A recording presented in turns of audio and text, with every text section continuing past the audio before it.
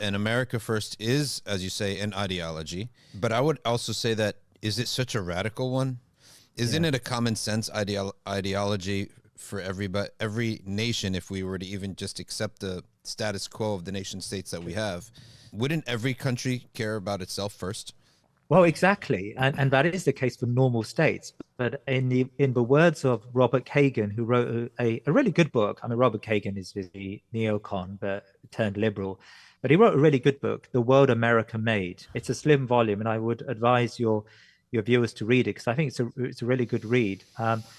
He talked about America's liberal world order being in its enlightened self-interest, and so of course by expanding your military and economic weight around the world and projecting your power in all corners of the world, the idea really is that you bring the coffers home. You bring, like the British Empire vote, where the gold and the riches of India came back to Britain. Mm-hmm. America will reap those sorts of rewards. So ultimately, his argument was and is that America's global empire is there to serve its own self-interest. At the end of the day, America's become rich on the back of exploitation of other countries around the world, and the back of the dollar dominance, and on the back of the manner in which America is able to interfere in every affair in every place in the world. Right now, Donald Trump's point is, well, fine, maybe, just maybe, we were successful for a while using that strategy, but for a long time that's failed us because that's failed America in general. I mean, Donald Trump made a very interesting point, and again, I hate to say Donald Trump is a clever guy here, but he made a very interesting point, which I actually believe, I think it's true. He said something about China. He said that in the 2000s we allowed China to become a member of the World Trade Organization, right?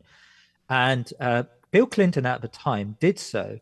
It was end of the 1990s, early 2000s. I think it was just about when he was leaving presidency, but he paved the way, and it was George Bush Jr. who finally consolidated that. So it was a consensus between the two parties. They lowered the standards to allow China to be part of the World Trade Organization. Now, if you're part of the WTO, that gives you preferential trading rights with every other member of the WTO, right?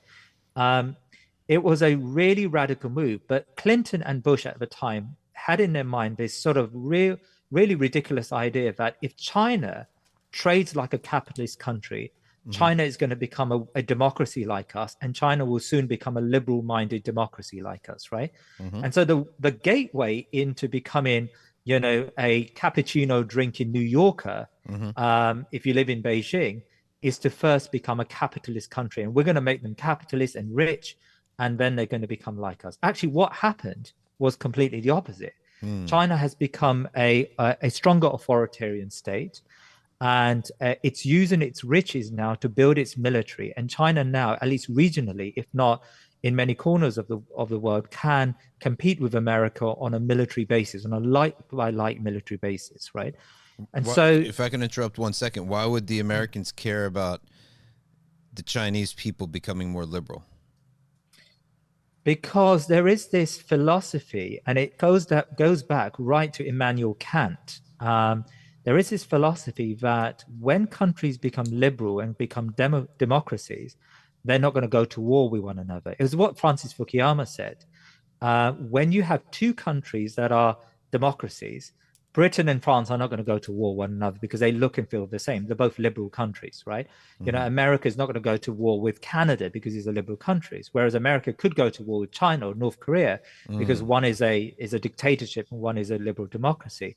So they've got this philosophy, and it's a crazy philosophy, by the way. It makes very little sense in reality, but a philosophy argues. I mean, it was Thomas Friedman, the even more ridiculous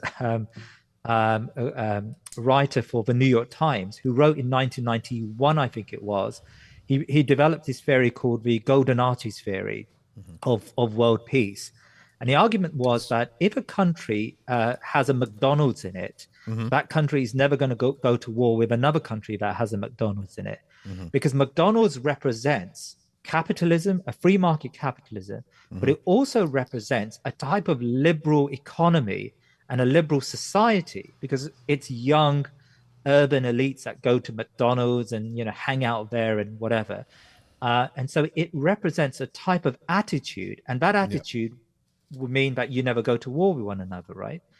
And so if you can convert, and it's a conversion. I mean, it's a religious conversion, but if you can convert lots of Chinese people into it to become good capitalists and good liberals, then you make them like us, but also you make them less threatening to us, right? Mm-hmm.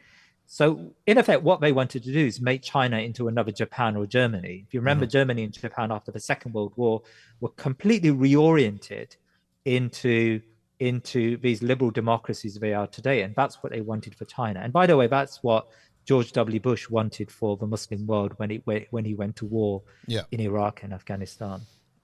Okay, so yeah, I mean, I guess I get the idea that if people all become liberal democracies, they won't fight each other. But I mean, if we just take it to its logical extension real quick, if the entire world became liberal democracies, it's not fathomable that there is going to be a world without war, right? So, but I do get the idea.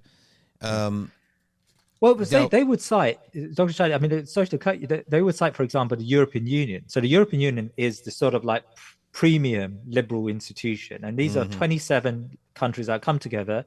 And by the way, to become a member of the EU, you've got to be a liberal democracy and a capitalist country, right? Yeah. You've got to adopt these, it's what they call the Copenhagen criteria. You've got to adopt these sort of thick values.